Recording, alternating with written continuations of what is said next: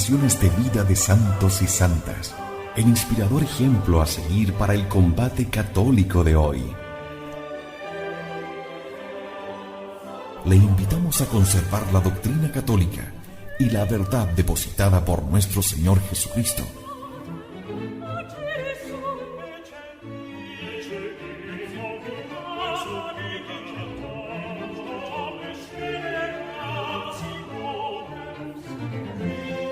Somos Convicción Radio, auténtico catolicismo, por la gloria de Dios y la salvación de las almas.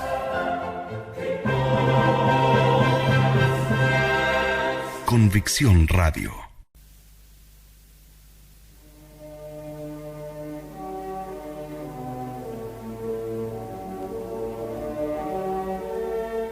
Con Cristo crucificado, en la cárcel de Toledo. La noche pasiva del sentido y del espíritu es Dios quien la realiza y no el hombre. Estas purgaciones espirituales, la de la parte sensitiva del hombre y de la espiritual, tiene dos efectos principales y admirables que son la iluminación espiritual y la unión de amor. Parecería que estas dos purificaciones están logradas en San Juan de la Cruz en estos meses de la cárcel de Toledo. Qué difícil es descubrir la escala espiritual de este hombre celestial y divino. Da la impresión de estar siempre en la cumbre. Pero él sabe bien que en este pobre barro que es nuestra carne, no solamente hay frutos ponzoñosos que son los pecados nacidos de los 7 pecados capitales. Allá en lo hondo surgen unas raíces sutiles que sólo el esposo las puede arrancar. A esta escarda y purgación profunda llama él noche pasiva del sentido. Es el tema de la noche oscura. Cuando la mano de Cristo da vigorosos tirones a nuestra soberbia espiritual y a nuestra avaricia espiritual y a nuestra lujuria espiritual y a nuestra ira, gula, envidia y pereza espirituales, y las desarraiga y sacude, sólo entonces se afina el sentido lo suficiente para sentir el calor y la cercanía unitiva de Dios.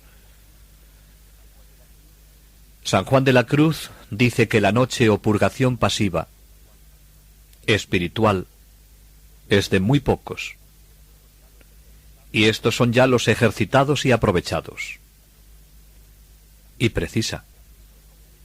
Y aquí nos conviene notar la causa porque hay tan pocos que lleguen a tan alto estado de perfección de unión con Dios. En lo cual es de saber que no es porque Dios quiera que haya pocos de estos espíritus levantados, que antes querría que todos fuesen perfectos, sino que haya pocos vasos que sufran tan alta y subida obra, que como los prueba en lo menos y los halla flacos, de suerte que luego huyen el de la labor, no queriendo sujetarse al menor desconsuelo y mortificación.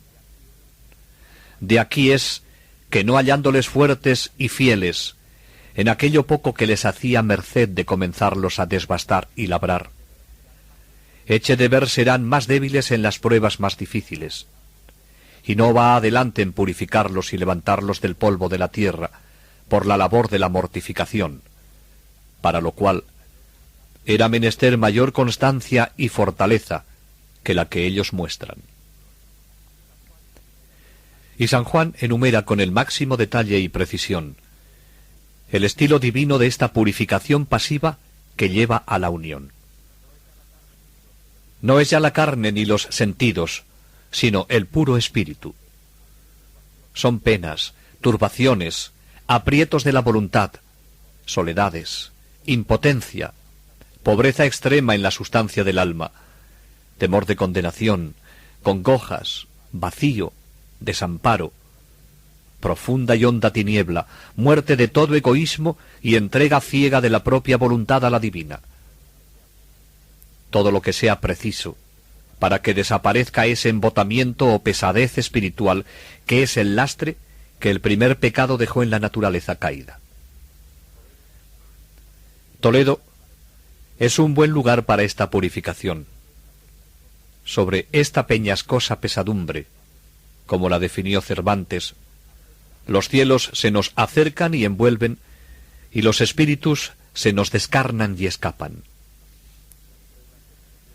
Las pruebas exteriores e interiores que Juan de la Cruz padece en Toledo no tienen mesura, precisamente porque él no pierde la suya. Todo durante su estancia allí fue extremoso, quizá porque todo linda con lo sublime o lo supera, porque es ya cosa divina.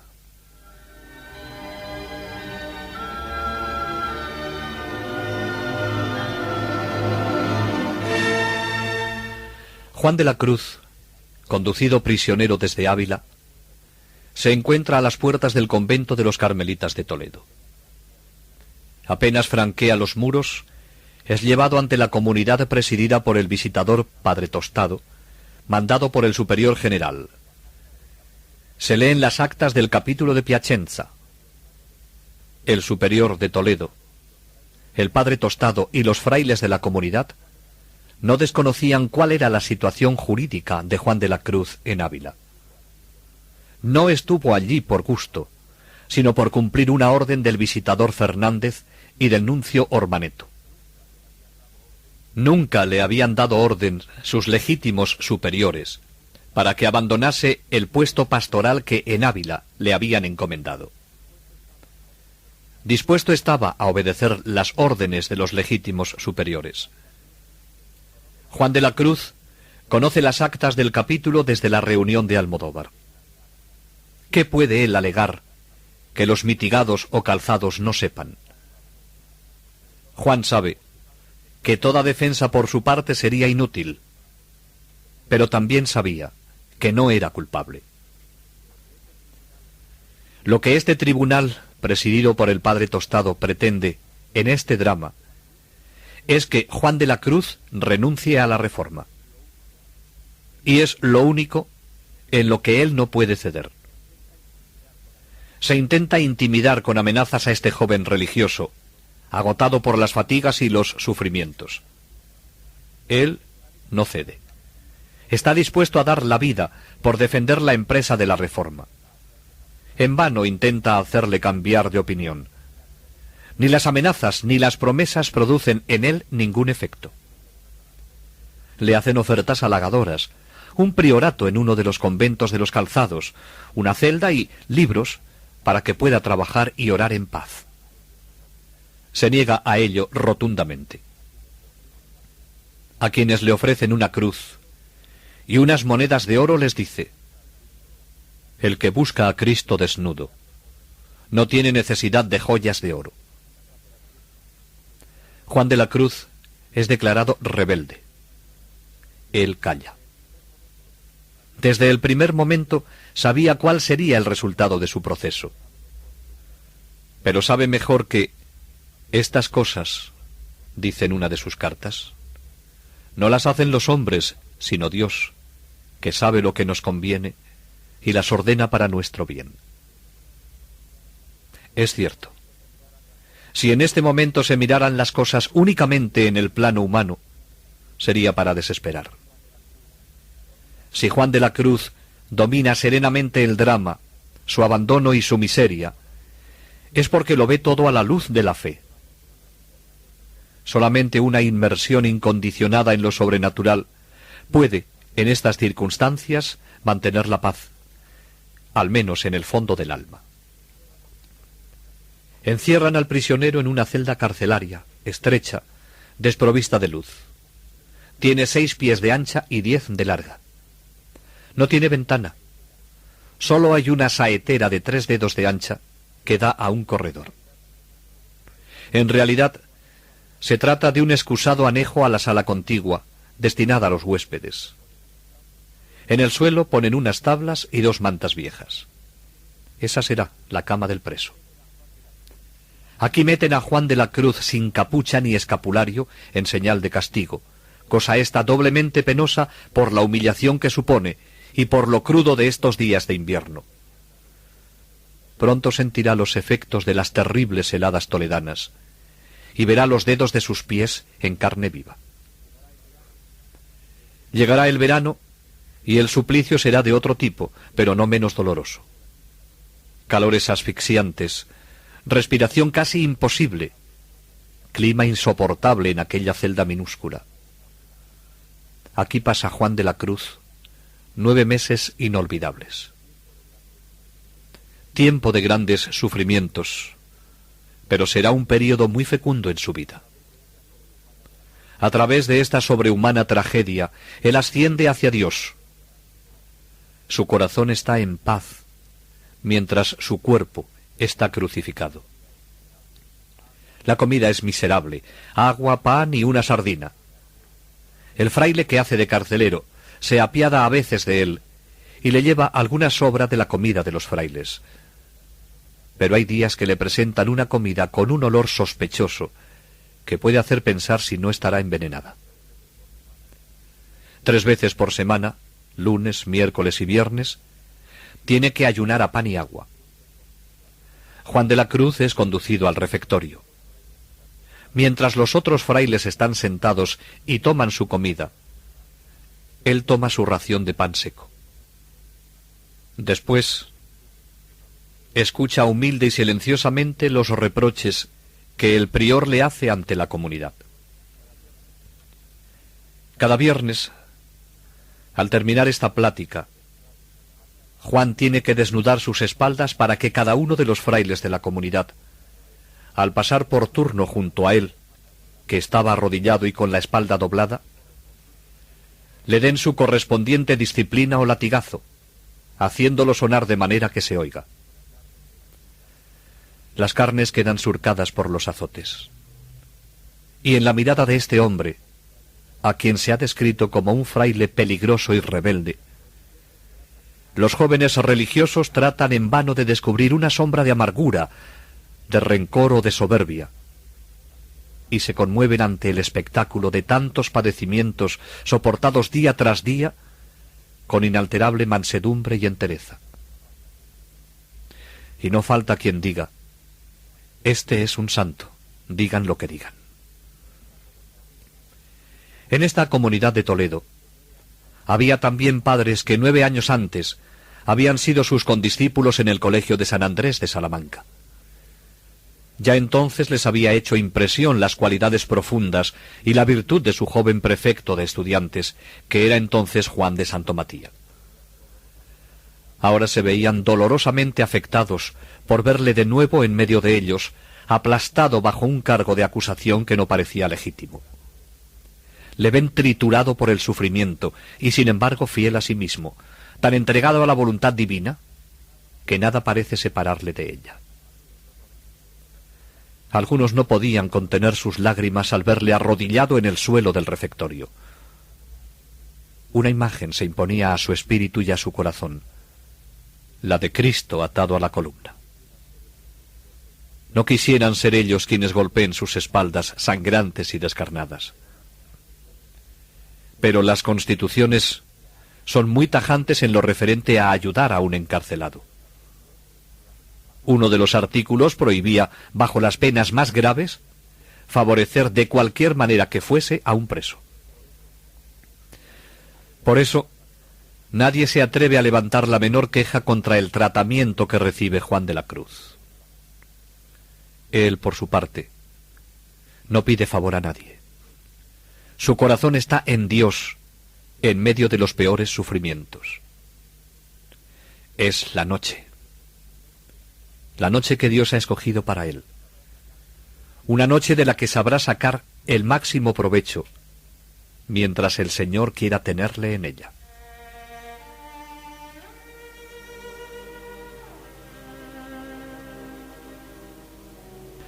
Del refectorio, así castigado, se encerraba de nuevo al prisionero en la cárcel, solo, agotado. Se le veía debilitarse de semana en semana. El frío de los meses de invierno es atroz en Toledo. Los calores del verano serán un suplicio aún peor. Juan es un hombre como todos. El agotamiento, la fiebre que le mina, la angustia, la tensión a que está sometido, prueban hasta el extremo su resistencia física. La sensibilidad está en carne viva. Los calzados saben cómo se encuentra Juan de la Cruz, y a los malos tratos corporales van a unir una nueva táctica. Si la cerradura es muy sólida en la puerta del prisionero, el tabique que separa la celda del cuarto contiguo es muy delgado. En esa habitación hablan lo bastante fuerte para que pueda oír lo que dicen.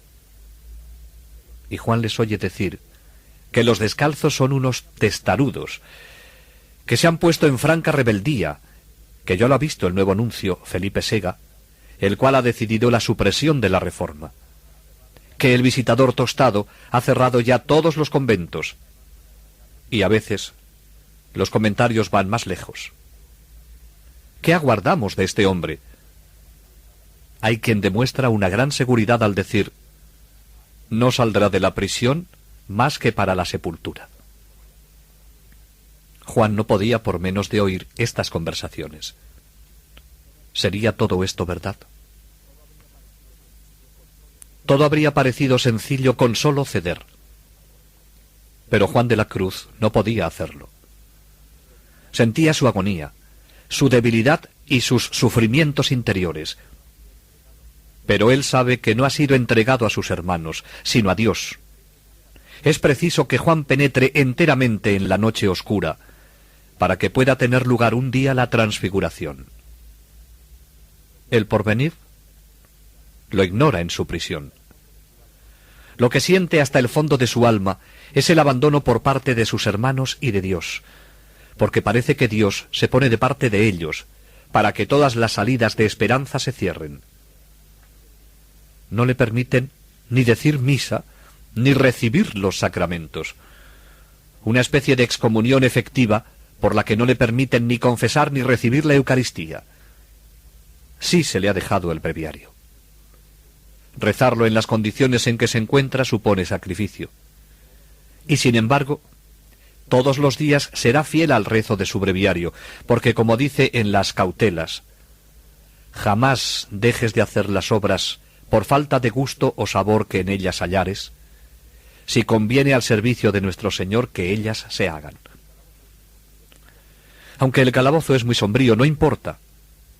Subido en un taburete, para poder estar cerca del ventanillo y tener luz para leer, gravemente, como en el coro, el prisionero comienza: Señor, abre mis labios y mi boca proclamará tus alabanzas. Cuando termine la última oración de completas, la oscuridad llenará casi por completo la celda, aunque fuera el sol esté todavía muy alto en el horizonte. En el alma de Juan de la Cruz, la oscuridad es tanto o más profunda. Nada, nada, nada. Esto había vivido y predicado él. Pero hasta ahora, frente a esta nada, tenía todo: Dios, Dios presentido, Dios amado, Dios sentido, de mi alma en el más profundo centro. Pero, ahora, un negro abismo siente dentro de sí, del que parece que nunca podrá salir. Experimenta algo como la muerte, una muerte que no hace morir y que prolonga sin fin la agonía. Sí, como confesará él más tarde, entonces todo sufría en él, el alma y el cuerpo. ¿A dónde te escondiste, amado, y me dejaste con gemido? Como el ciervo huiste. De hecho, nunca Dios había estado más presente en el alma de Juan de la Cruz que en estas horas dolorosas de Toledo. Precisamente porque el alma de veras es embestida de esta luz divina. Oscuridad para nuestra inteligencia humana, demasiado débil para soportar su resplandor.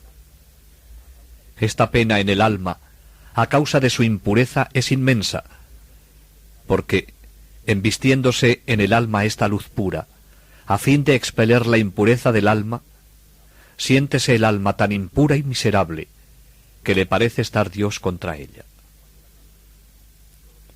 Juan de la Cruz solo tiene un punto de apoyo en este hundimiento temible y liberador: la fe.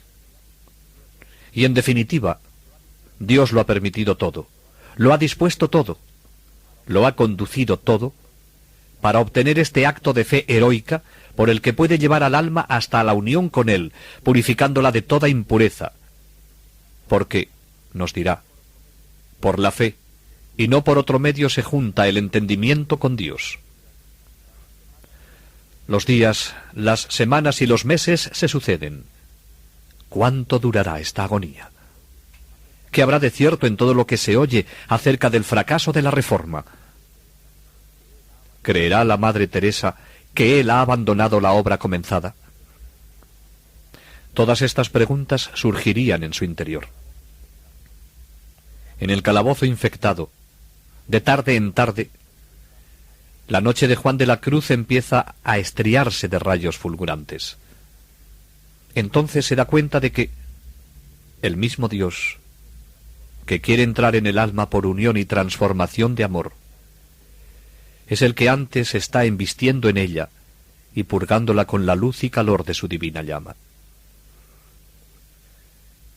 Estas iluminaciones no disminuyen el tormento de su alma, más bien lo aumentan, haciendo crecer hasta hacerlo intolerable el deseo de Dios.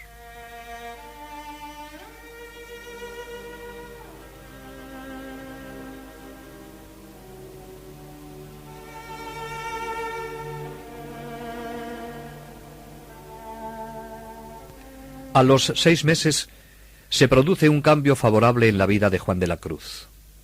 Hay cambio de carcelero. El nuevo viene de Valladolid. Es un religioso joven y no tiene ningún prejuicio sobre Juan. Se llama Juan de Santa María. Lleno de compasión por el estado lamentable en que encuentra al detenido, toma con interés el proporcionarle todos los alivios compatibles con su encarcelamiento. Tendrá que cumplir su oficio, porque se lo pide la obediencia, pero lo desempeñará con caridad. Un viernes no le baja al refectorio para la disciplina circular. No sabemos los motivos que alega. Juan de la Cruz, sorprendido, le reprocha con dulzura y amor: ¿por qué me ha privado de lo que era para mí una fuente de méritos? Esto conmueve al carcelero, que se convence de que el preso es un santo. Pronto le proporciona una túnica limpia para sustituir a la que echa jirones apenas si puede cubrirle el cuerpo. Confiado en la delicadeza fraternal del joven religioso, Juan de la Cruz seguramente se atreve a pedirle un poco de papel y tinta. Lo quiere para escribir algunas cosas de su devoción. El hermano se las arregla para llevárselas. En el calabozo, de rodillas y sumido en las tinieblas, va escribiendo Juan de la Cruz las estrofas de la noche y el cántico espiritual que hierven en su corazón angustiado de amor. Hay un gran contraste entre esa miseria exterior en la que se halla y ese ímpetu interior, entre esa insoportable noche y esos gloriosos resplandores. No podemos leer estos escritos sin tener en cuenta la situación en que fueron escritos. Por paradójico que parezca, es en el seno de la noche más profunda y más angustiosa donde Juan descubre la alegría más íntima, la más pura. Oh noche que guiaste, oh noche amable más que la alborada, oh noche que juntaste amado con amada, amada en el amado transformada. Las estrofas del cántico espiritual son un poema de amor ardiente, del amor más puro, en el que canta el rescate del alma, que se pierde para ser ganada por Dios mismo. Es una obra maestra, no inferior a los más bellos poemas humanos, sino que los supera a todos, porque la experiencia que traduce no es una experiencia humana, sino divina. ¿A dónde te escondiste, amado, y me dejaste con gemido? Como el ciervo huiste, habiéndome herido. Salí tras ti clamando, y eras ido. Buscando mis amores, Iré por esos montes y riberas, ni cogeré las flores, ni temeré las fieras, y pasaré los fuertes y fronteras. Oh bosques y espesuras, plantadas por la mano del amado, oh prado de verduras de flores esmaltado, decid si por vosotros ha pasado. Y Juan de la Cruz escucha extasiado la respuesta de las criaturas. Encerrado en esta celda, las paredes no impiden que su voz llegue hasta él. Todo resulta bello para el que sabe mirar todo con amor. Mil gracias derramando, pasó por estos sotos con presura, y yéndolos mirando, con sola su figura, vestidos los dejó de su hermosura. Estos versos figuran entre los más bellos que los hombres han escrito, y fueron escritos en aquella celda casi sin luz, entre sufrimientos, miserias corporales, amenazas e incertidumbre sobre el futuro.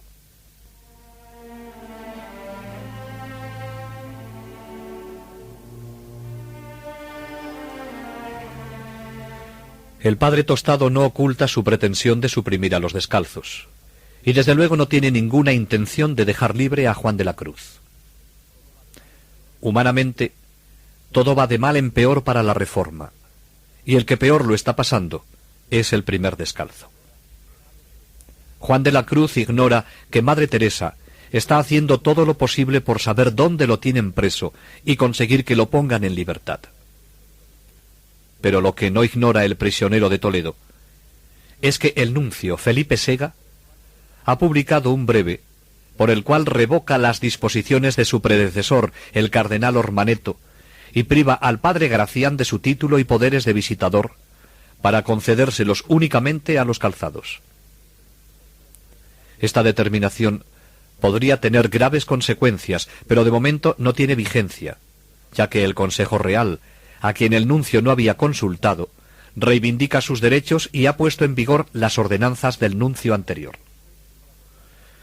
Los frailes tienen buen cuidado de hablar desde la habitación contigua a la celda donde tienen al preso, para que pueda oírlo, de los triunfos de los mitigados o calzados. Juan de la Cruz lleva casi 9 meses en esta cárcel de Toledo, y tal y como están las cosas, no puede esperar la libertad. No le queda más que esta disyuntiva: o morir en la prisión o intentar evadirse. Si realmente Dios quiere su vida, Él está dispuesto a dársela. Esta vida que yo vivo es privación de vivir, y así en continuo morir hasta que viva contigo. Oye, mi Dios, lo que digo, que esta vida no la quiero, que muero porque no muero. Esta poesía refleja bien su disposición espiritual, pero un impulso interior, al que no podría retraerse ni siquiera en el silencio de la oración, le empujaba a mirar la fuga como un imperioso deber, no como una deserción. Cuanto más pedía a Dios que no le dejaran caer en esta ilusión, más se imponía a su espíritu esta certeza: tenía que intentar fugarse, el Señor y la Virgen le ayudarían. Desde entonces, desterrando toda vacilación, se puso a preparar con todo detalle su plan de evasión. El hermano guardián, que tan fraternalmente le trataba, le había dado aguja e hilo para coserse la túnica. Le deja tomar el aire y pasear en la sala contigua, mientras la comunidad va al refectorio, y le deja salir al servicio. Estas salidas las aprovecha Juan de la Cruz para darse cuenta de la situación exacta de los edificios con respecto al río y a la ciudad. Una ventana del corredor da sobre la orilla rocosa del Tajo. Se cerciora de que la muralla que domina termina fuera de la clausura del monasterio. Después, con el hilo que le ha proporcionado el hermano para coser la túnica, ata a él una piedrecita y, dejándola caer, mide la distancia exacta que separa la ventana del suelo. Corta en sentido longitudinal sus 2 mantas viejas y cose todos los pedazos por los extremos. Será su cuerda para salvarse. Le queda aflojar la cerradura sin desmontarla. No le es difícil, En una de sus salidas la afloja para que en el momento de la evasión, con solo empujarla, salte. Todo está ya dispuesto. No queda más que elegir la noche propicia. Juan de la Cruz piensa en su carcelero y en los perjuicios que puede causarle. Un día, como prueba de agradecimiento por los favores recibidos, se desprende de algo muy querido para él, una cruz de madera preciosa, con el Cristo en bronce y marcados en ella los signos de la pasión. Es, sin duda, un recuerdo de alguien a quien estima mucho. Quizá la Madre Teresa. La ha llevado siempre bajo el escapulario, junto al corazón, y este es el regalo que quiere hacerle al carcelero, a la vez que le pide perdón por todas las molestias que le ocasiona.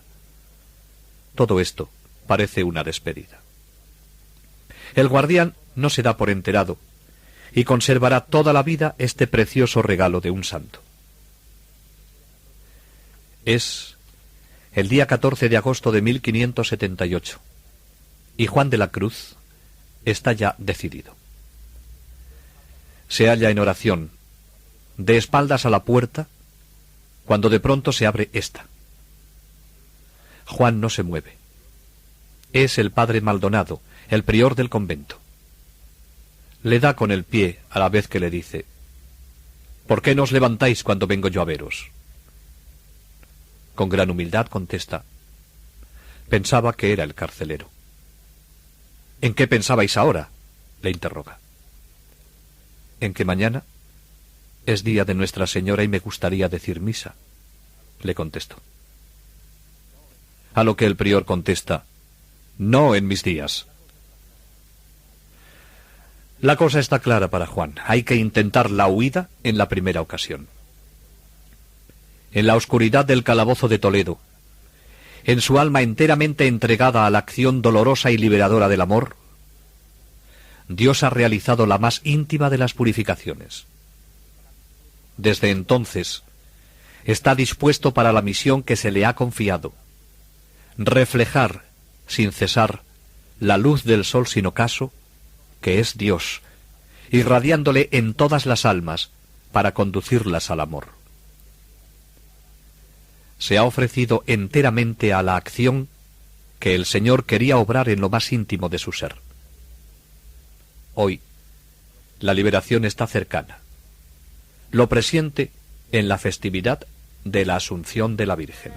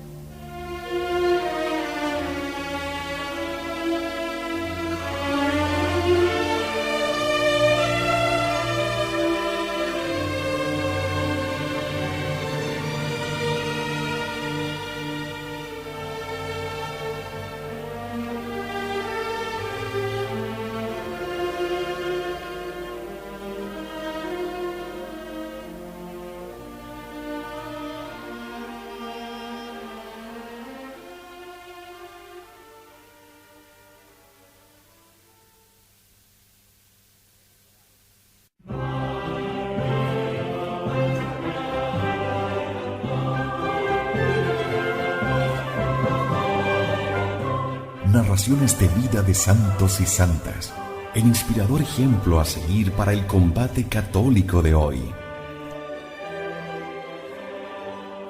Le invitamos a conservar la doctrina católica y la verdad depositada por nuestro Señor Jesucristo.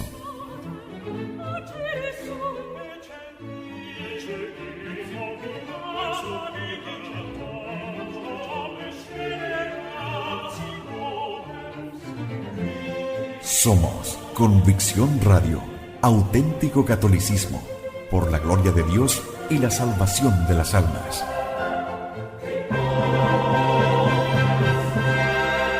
Convicción Radio.